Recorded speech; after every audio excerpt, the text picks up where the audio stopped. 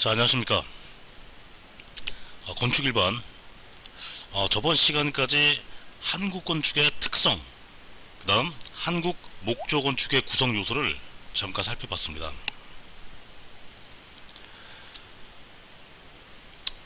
자, 뭐 배웠던 내용들도 있는데요.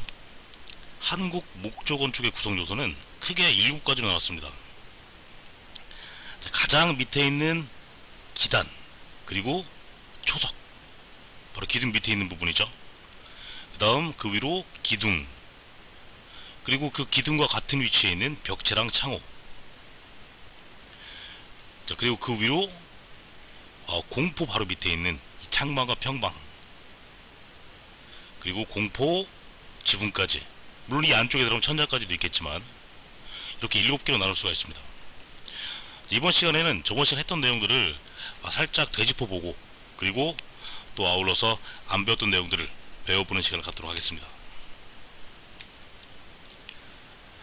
자, 먼저 기단과 초석. 기단은 집안에서 건물까지의 거리를 두어가지고 습기나 해충 같은 걸 막아주는 역할도 하고, 또 집안보다 높게 쌓아 올려가지고 건물이 위에 위치해 있음으로써 일정한 상징성을 부여하는 역할을 한다고 했죠. 그리고 초석은 기둥 밑에서 기둥의 뿌리를 보호하기도 하고, 또 위에 있는 지붕부터 공포, 기둥으로 내려오는 하중들을 다시 그 밑으로 기단을 통해 가지고 지면으로 전달하는 역할을 한다고 했습니다. 자, 사진을 보면, 자, 바로 이 부분이 기단이죠. 그리고 이게 초석이 바로 이 위로 올라가는 거죠. 자, 그리고 초석은 그냥 돌 그대로를 쓰는 막돌 초석과 돌을 다듬어서 쓰는 다듬은 돌 초석이 있었습니다. 자, 위에 보면 윗부분이 순천 서남사에 있는 대웅전 배면, 즉 뒷면이라고 했고, 밑에 있는 부분은 정면이라고 했죠. 같은 건물에 정면은 이렇게 다듬은 돌을 쓰고, 배면, 즉 뒷면은 막돌 초석을 쓰는 경우가 많습니다. 이렇게 막돌 초석은 요 초석에다가 기둥을 갖다가 얹기 위해서 기둥을 돌에 맞추어서 다듬는 과정, 이걸 그랭이질이라고 했죠. 이렇게 표시를 한 다음에 가공을 해서 마지막엔 이렇게 딱 돌에 맞춰서 앉을 수 있도록 만드는 게 바로 그랭이질이었습니다. 자, 그리고 기둥은 지붕의 하중을 받아가지고, 공포를 통해 받아가지고 쭉 수직 하중을 내려서 초석, 그 다음 기단, 그 밑에 집안까지 전달하는 역할을 하고, 이 기둥이, 이 빨간색으로 보이는 이 기둥이 바로 전체 건물에서 인면의 크기를 형성한다고 했습니다.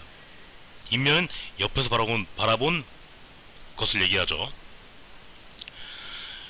그리고 이 한국 건축에서 대부분이 다 수평적인 요소로 되어 있는데, 이 기둥만 수직성이 강한 요소가 되겠습니다. 자, 기둥의 중요성은 옛날 이집트 건축에서부터 열줄을 통해 가지고, 또 중세로 내려오면서 이런 광장이라든지 혹은 성당에 장엄한 건축물에 많이 쓰였다고 했지. 이런 것들이 현대까지 내려와서 미술관이나 박물관 등등에도 많이 쓰인다고 했습니다.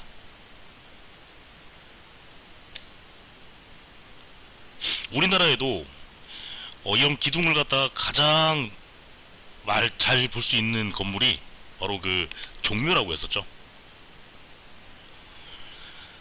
자, 종묘는 우리 조선의 역대 왕들의 그 사당이라고 생각하면 되는데, 이런 식으로 기둥을 쭉 늘여가지고 굉장히 장엄한 광경을 연출하고 있습니다. 자, 그리고 기둥의 조형 기법은, 자, 배을림, 미늘림. 요건 기둥 자체를, 배을림 같은 경우는 항아리 형태로 만들어서 주신이 가장 크고 주각, 그러니까 주초가 가장 그 다음 작고 주두가 가장 작은 주신, 주각, 주두, 형태로 그 넓어지는, 좁아지는 형태가 되겠고, 미늘림은 가장 밑에 있는 주각이 가장 크고 올라갈수록 작아진 형태. 이거 둘 다 착시 현상을 교정하기 위해서입니다.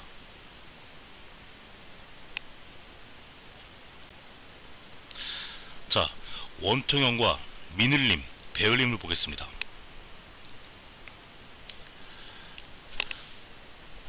자, 원통형 같은 경우에는 직선으로 이렇게 수직으로 올라가지만, 이게 여러 개 기둥이 서 있을 경우에는 요 중간에 가운데가 가늘어 보인다는 얘기죠. 그래서 이 둘을 갖다가 보정한 게 바로 미늘림과 배열림이 되겠습니다. 수업 시간에 가장 많이 얘기했던 절, 바로 부석사의 무량수전이었죠. 이 무량수전의 배열림 기둥,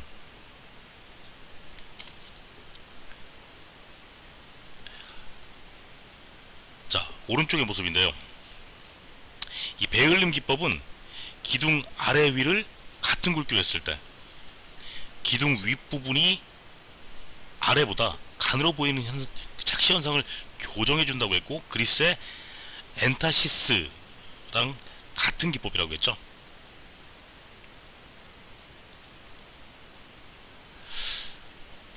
자, 미늘림도 마찬가지로 이 안정감을 주기 위해서 밑에가 굵어집니다.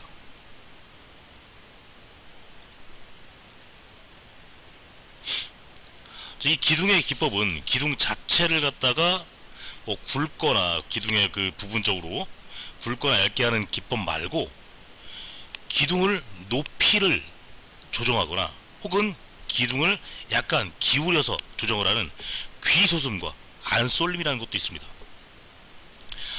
귀소슴은 중앙에서 바깥으로 갈수록 기둥이 높아져서 그 지붕 끄트머리 갖다가 지붕에 귀를 솟아 보이게 한다는, 그래서 귀소슴이죠. 그리고 안쏠림은 이건 오금법이라고도 한다고 했습니다. 오금법이라고도 하는데, 모서리 기둥이 건물 바깥쪽으로 기울어 보이기 때문에 얘를 안쪽으로 미리 기울인 것을 안쏠림이라고 합니다. 자, 영상도 하나 봤었는데, 자, 다시 한번 보겠습니다. 우리나라의 건축물에서도 착시를 찾아볼 수 있는데요. 처마곡선의 아름다움을 상징하는 부석사 무량수전에는 의도적인 건축 양식이 적용되었습니다. 우리나라 옛 건물의 특성상 커다란 지붕은 자칫 무너질 듯한 불안정감을 줄 수 있기 때문에 기둥의 중앙을 볼록하게 하는 배열림으로 안정감을 주고 있고요. 건물을 정면에서 바라볼 때 가운데 기둥의 높이가 가장 낮고 가장자리로 갈수록 약간씩 높아지는 것을 볼 수 있는데요. 양쪽 귀부분의 기둥이 솟았다고 하여 비솟음이라고 합니다. 지붕이 넓을 경우 처마가 처져 보이는 왜곡 현상이 일어나기 때문에 처마선을 살짝 들어올려 안정적으로 보이게 한 것입니다.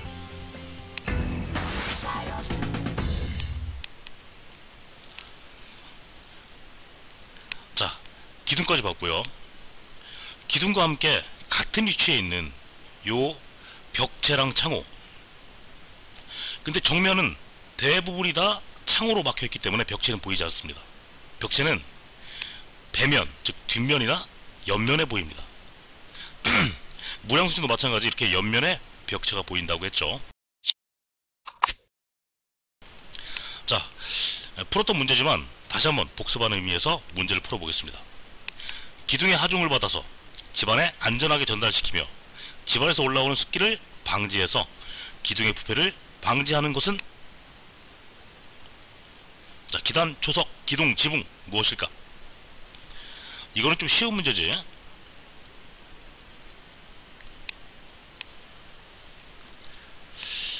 기둥의 하중을 받아 집안에 안전하게 전달시킨다. 기둥 밑에 있다는 얘기죠. 기단과 초석이 되겠지.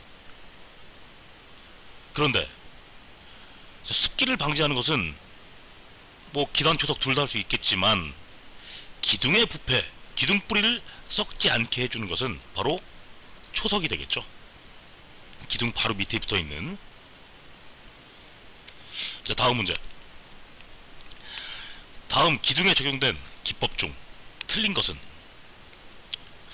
자, 1번 귀소슴이란 중앙의 기둥으로부터 모서리 기둥 방향으로 갈수록 기둥의 높이를 약간씩 높게 하는 것이다. 그렇게 높게 해서 지붕을 들어올린 지붕 끄트머리가 지붕의 귀가 솟아있는 모양이 되는 게 바로 귀소슴이라고 했죠. 두 번째, 미늘림이란 기둥 상단에서 하단으로 갈수록 기둥의 지름을 약간씩 크게 해서 착시 교정과 안정감을 주는 기법이다. 맞는 얘기죠. 그래서 미늘림은 주 각이 제일 크고 기둥의 발이 주 신이 그 다음 주 두가 제일 작았습니다. 세 번째, 배을림이란 평행한 수직선 중앙부가 가늘어 보이는 착시 현상을 교정하기 위하여 기둥 중앙부의 지름을 상하부의 지름보다 약간 크게 하는 방법이다. 맞죠?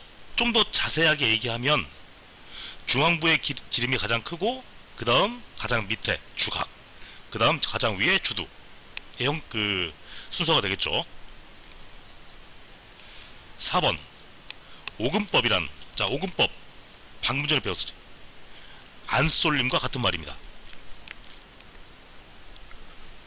오금법이랑 모서리 기둥이 건물 안쪽으로 기울어져 보이는 착시 현상을 교정하기 위해서, 여기까지 맞습니다. 그런데 그 다음을 보면 모서리 기둥을 미리 바깥쪽으로 경사지게 한다. 미리 안쪽으로 기울여야 더 안정적이겠죠. 반대로 얘기했지. 답은 4번이었습니다.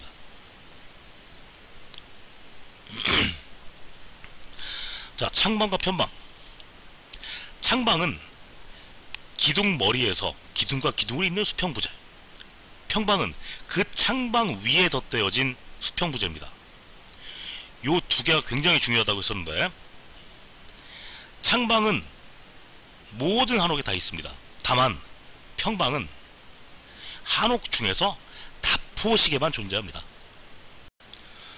자, 칼라의 그래프로 보면 지금 밝은 색으로 표시가 된 이 부분이 바로 창방이 되겠고, 그 다음 그 위에 이 부분이 평방이 되겠습니다. 자, 지금 보면 아직 우리가 배우진 않았지만 그 위에 공포가 있죠. 공포, 바로 이 부분이 공포지. 공포는 기둥 위에서 이렇게 붙어가지고 이 위가 지붕인데 지붕의 하중을 밑으로 전달해주는 역할을 합니다.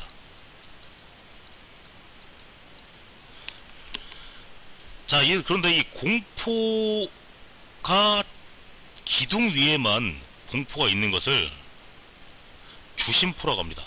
혹은 주포라고 합니다. 근데 지금 그림은 기둥 위가 아니라 기둥과 기둥 사이에도 공포가 존재하죠. 이렇게. 그러면 이 무게를 갖다가 지탱해주기가 힘들기 때문에 창방 위에다가 한 개를 더 대어줍니다. 이걸 평방이라고 했습니다.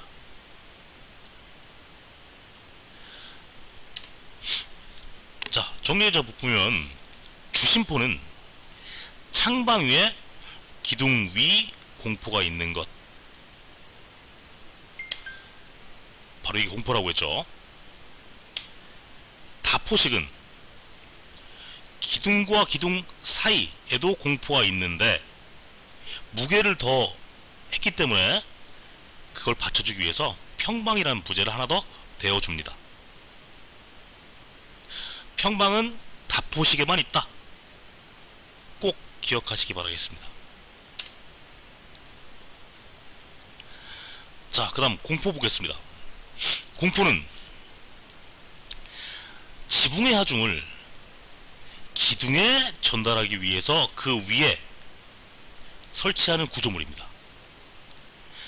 한국 건축에서는 시각적으로도 굉장히 중요한 요소가 되고, 이 공포가 몇 개냐, 기둥 위에만 있느냐 아니면 기둥 사이에 있느냐에 따라서 주심포, 다포식으로 구분을 합니다. 자, 지금 보이는 게 우리나라의 그 궁궐 경복궁의 공포입니다. 자, 파란 하늘, 그 다음 공포를 통해서 요 처마선을 갖다가 돋보이게 하고 있죠. 바로 공포가 이 부분이죠. 얘는 주심포일까 다포일까? 기둥은 여긴데, 여기랑 여긴데 기둥 사이에도 지금 공포가 있지. 바로 다포가 되겠습니다.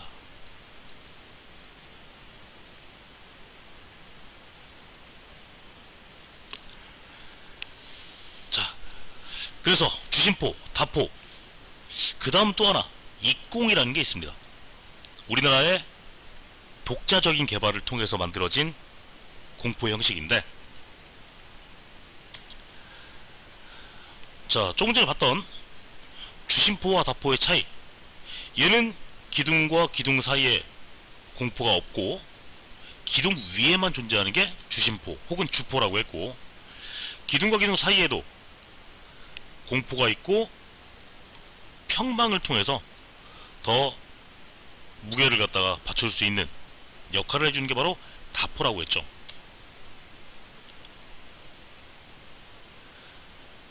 자, 정리하자면 공포를 기둥 위에만 배치했다? 바로 주심포가 되겠고, 그래서 상부하중을 공포가 직접 전달해줍니다. 기둥에다가. 얘는 공포가 적기 때문에 더욱 간결하고 단순하고 직선적인 느낌이 듭니다.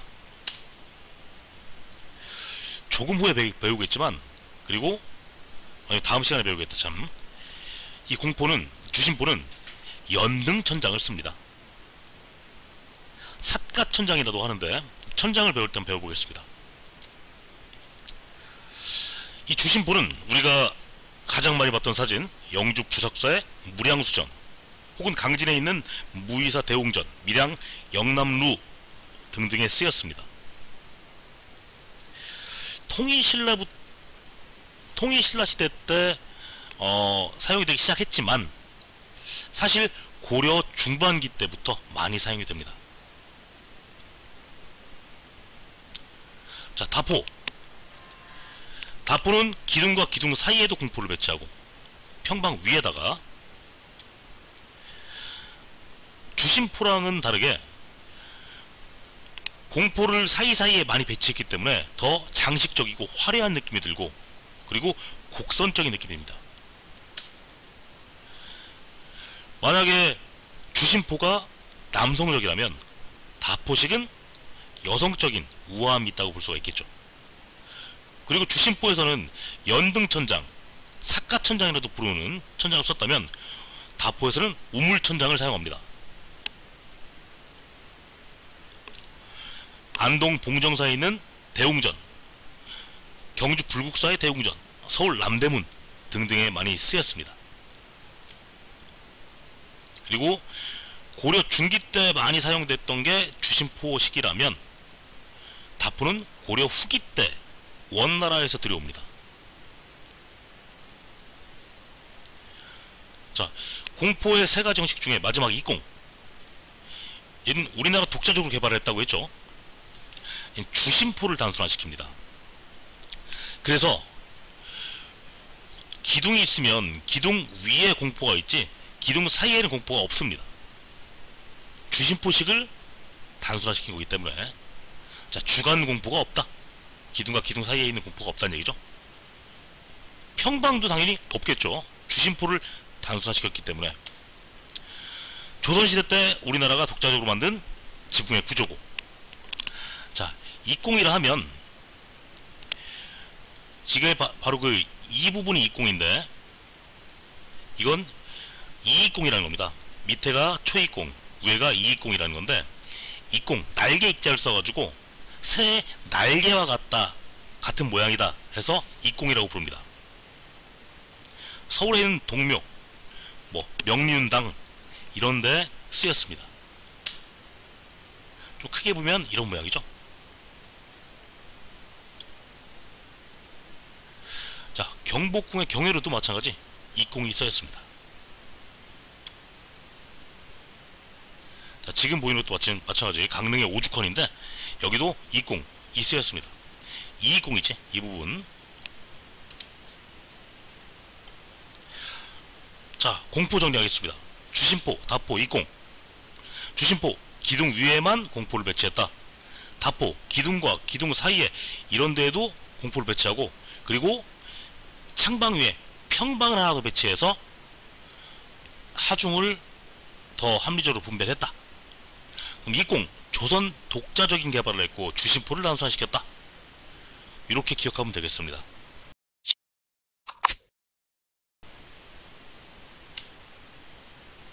자, 그럼 문제 한번 보겠습니다. 자, 다음 목조 건축의 구성 요소로 틀린 것은, 먼저 기단은 영역을 구분하는 상징성. 그렇죠. 이거는 집안에서 건물을 띄어서 더 높게 만들어가지고 영역을 구분하고 또 상징성을 부여한다고 했죠. 두 번째, 단청. 이거 우리 아직 안 배웠는데 조금 이따 얘기를 하겠습니다. 세 번째부터 보자. 세 번째, 기둥은 지붕의 하중을 공포를 통해 초석에 전달하며 인면의 크기를 형성하는 요소이다. 맞죠? 4번, 그랭이질이란 기둥을 반듯하게 세우는 기법으로 주초, 기둥의 밑 부분과 밑둥이, 초석을 얘기하는 거지. 얘를 밀착시켜야 되므로 그랭이질을 해가지고 반듯하게 세우는 것, 이걸 그랭이질이라고 했습니다. 자, 답이 그러면 당연히 2번이겠네? 2번, 단청은 건축의 의장비를 구성하는 요소로 가장 중요한 역할을 한다. 중요한 역할은 맞습니다. 다만 가장 중요한 역할을 하는 부분은 뭐니 해도 공포라고 할 수 있습니다. 단청은 뭐냐 하면 한옥을 뭐 공포라든지 뭐 기둥이라든지 이런 부분을 칠을 하는 거야. 보통 궁궐이라든지 사찰 같은 데 많이 있는데 뭐 초록색이라든지 빨간색이라든지 이걸 칠합니다. 이걸 단청이라고 그래. 물론 중요한 역할을 하죠. 다만 우리나라 건축 한옥의 가장 중요한 요소라 하면 공포라고 할 수 있습니다. 답은 2번. 자, 다음 문제. 자, 기둥에 적용되는 의장적 기법이 아닌 것, 우리가 배운 것들이 아닌 것을 선택하면 되겠죠. 배울림과 미늘림. 기둥을 이렇게 항아리 형식으로 혹은 이렇게 밑에가 가장 굵게 하는 게 바로 배울림과 미늘림이지. 자, 귀소슴. 처마가 있으면, 지붕이 있으면 여기를 높게 하고 가운데를 짧게 한, 이게 바로 귀소슴이죠. 지붕에 귀퉁이가 솟아있다. 안쏠림, 오금법. 얘가 이렇게 안쪽으로 기울인 것, 이걸 안쏠림이라고 합니다. 여기까지는 다 기둥에 관계된 게 맞습니다. 다만 조로는 다음 시간에 배우겠지만 얘는 지붕에 관한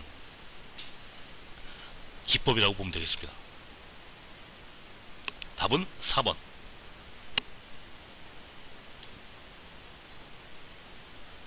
자, 창방과 평방의 기술 중 틀린 것. 자, 기둥머리에서 기둥과 기둥을 연결시켜주는 부재, 창방이라 한다. 맞죠? 2번, 평방. 창방보다 큰 부재로 주심포식 건물에만 있다? 여기서 틀렸지. 다포식에만 있죠. 3번, 창방은 직사각형 단면의 부재이며 주심포, 다포 모두 사용한다. 그렇죠. 다포식도 창방 위에다가 평방을 두니까. 4번, 창방 위에 덧대어진 수평 부재로 공포를 통해 내려오는 지붕 하중을 직접 기둥에 전달하는 역할은 평방이 한다. 창방 위에 있는 것 평방이죠. 바로 좀 더 자세히 설명하면 다포식에만. 답은 2번입니다. 자, 이번 시간은 여기까지 하겠습니다. 다음 시간엔 이어서 지붕과 천장도 한번 살펴보겠습니다. 자, 수고 많았습니다.